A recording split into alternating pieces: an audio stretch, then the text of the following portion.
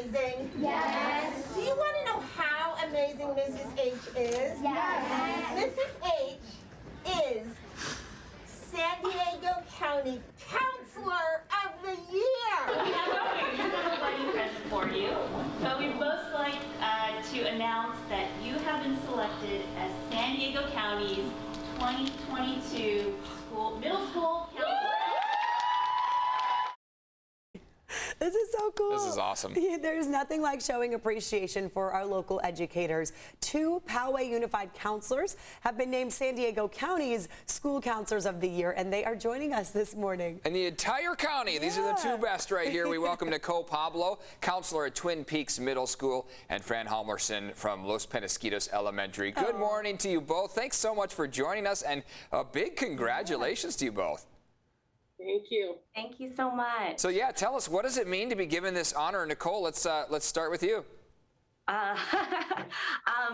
Normally, I think the folks who know me and work with me would say I'm chatty, but every time I think about this honor, I'm speechless. I'm speechless to be in the same space as Fran. She's amazing. As you guys saw, the kids love her.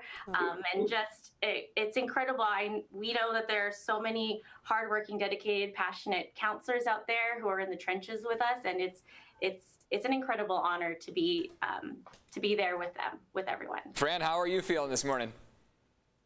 Well, I was okay until you played that videotape and I heard all my kiddos and my principals. Yeah. I got a little verklempt again. So For sure, yeah, I I'm understood. really overwhelmed and honored. It really it's pretty special to be recognized by our peers.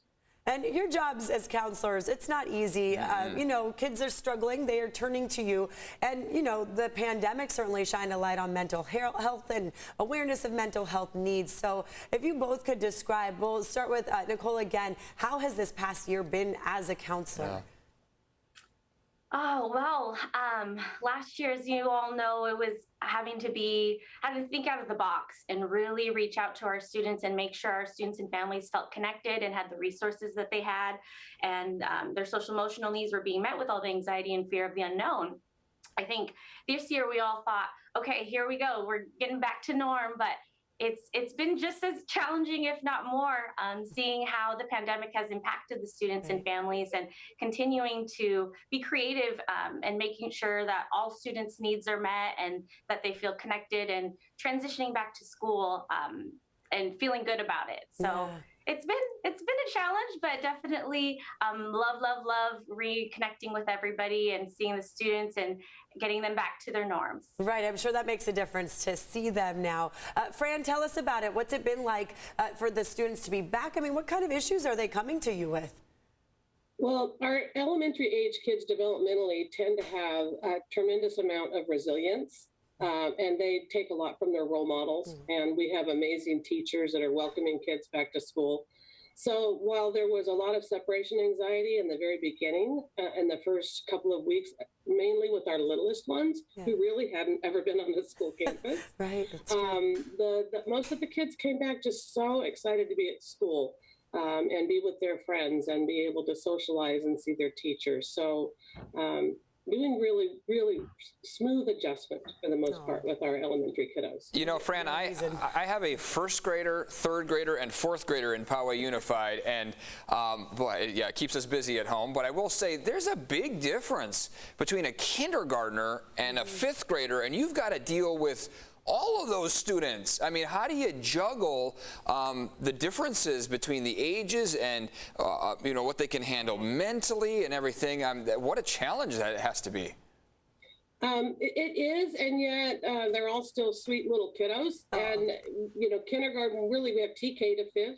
They're all very different developmentally, but we'll be able to differentiate for them and work with them in different ways. You know, if I'm working with a 5th grade student, we might be able to sit and visit in my office. If I'm working with a little 1st grader, we might be outside playing a game while we're visiting. So it just kind of depends. And all of them get class lessons, TK through 5, in empathy, problem solving, emotion management, and it's all geared towards their particular developmental age. And Nicole, I mean, same thing for you.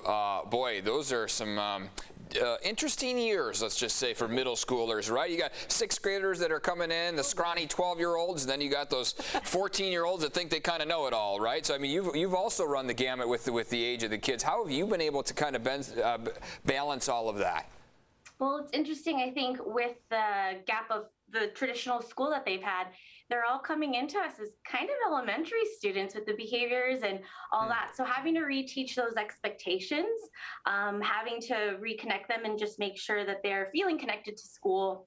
I think they became used to their schedules, the shortened schedules and the different expectations. And so having to retrain our students of, this is, not necessarily traditional, but this is how we do school. This is how we do school together. This is how we work together. Right. This is how we work with staff and teachers and collaborate. So it's been interesting. Middle school is always a fun, crazy age. So to add this extra challenge to them, I think it's also very bonding and connecting because we're all going through it together. And so learning together, I think is really, it's been fun.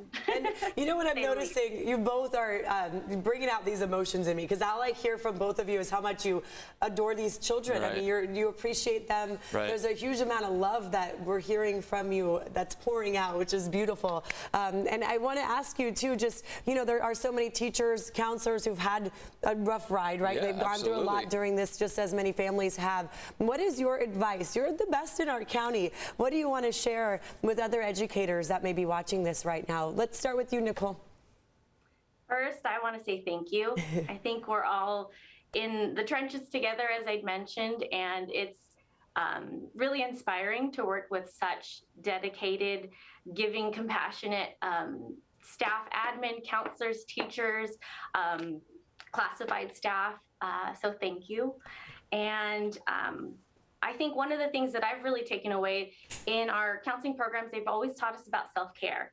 And, you hear that it's all good and great, but then not until you really, truly, I think we've really started to practice it. Right. And these are the last couple of years we've really been able to do that. So I want to reiterate to that, our staff, making sure you have healthy boundaries, taking care of yourself and your family first so that you can take care of others and we can make sure our kids are taken care of. And Fran, we do have only 30 seconds, I apologize, but if you could also answer that question. Yeah, I was going to say similar stuff as Nicole. In fact, I was going to talk about how on an airplane, they always tell you to give yourself the oxygen mask first. Right. And we're all very guilty, parents, teachers, counselors, educators, we're guilty of giving us the oxygen last. And so the self-care is really important. Okay. The other thing I would say is that our elementary team thrived during the pandemic because we worked together. We previously had been meeting, maybe once a month, every 6 weeks. When the pandemic rolled around, we were meeting every single week. And our teachers increased their collaboration as well. So that working together and that collaboration, leaning on each other, makes those tasks so much more manageable, makes the experience so much more manageable, and it's part of self-care. Right. Yeah. Counting on each, asking for help. You both ladies are You so guys are amazing. Yes. Nicole, Fran, thank you so much for your time here this morning. Thank you for everything you've done for our community, our schools, our kids. They need you, and you guys have delivered, and thanks for sharing your love with us here this morning.